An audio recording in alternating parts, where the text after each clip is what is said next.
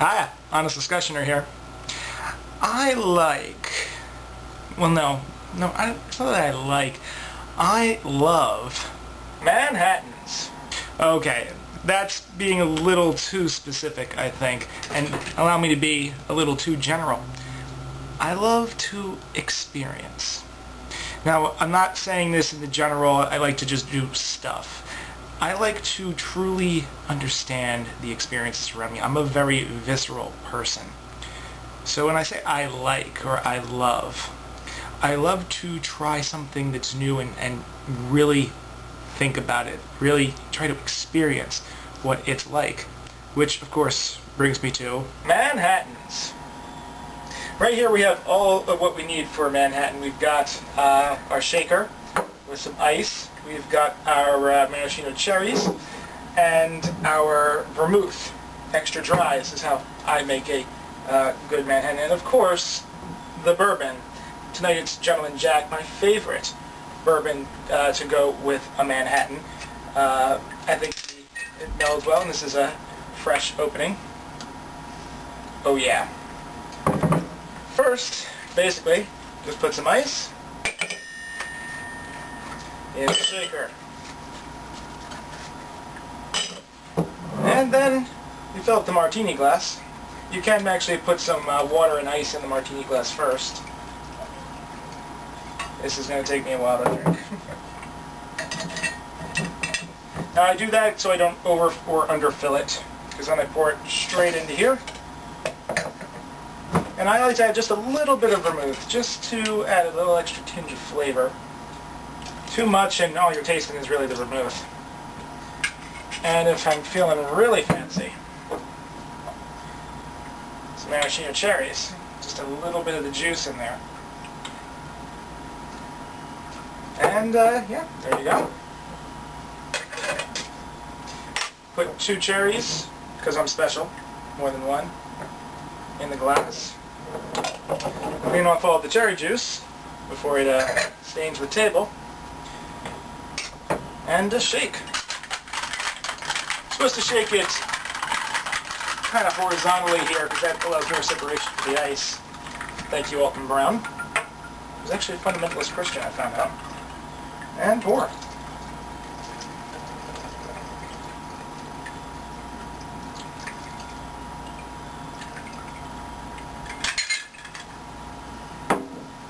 There you have an Honest Discussioner Manhattan.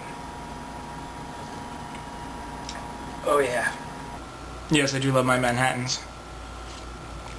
Oh, but it goes a little bit deeper than that when I'm talking about I like to experience. It may seem a little bit of a cop-out, but it really isn't, because I'm a very visceral person. You can ask my girlfriend, which, I mean, she actually refuses to go online on YouTube or anything like that, but still, if you could ask her, she would tell you that I am someone who greatly enjoys the sensations brought on by various things. Not in the sense of this materialistic wanting to acquire objects to gain social status or to think you're important, but the type of materialism that I like, the type of visceral nature I like, is just the different sensations that we're able to experience, and I like to try all of them out, assuming that I think they're going to be good. Yeah, don't really want to taste certain types of foods that I'm pretty sure I'm going to find disgusting. But if you think about it, I mean, we always enjoy looking at pretty things. We like listening to pleasant sounds, smelling fragrant scents, touching soft things. Tasting, I think, is a slightly underappreciated sensation. I mean, we always like to go out and try, oh, this is delicious, this is good, but I think most people rarely take the time to truly think about what they're tasting, what they're drinking, what they're eating.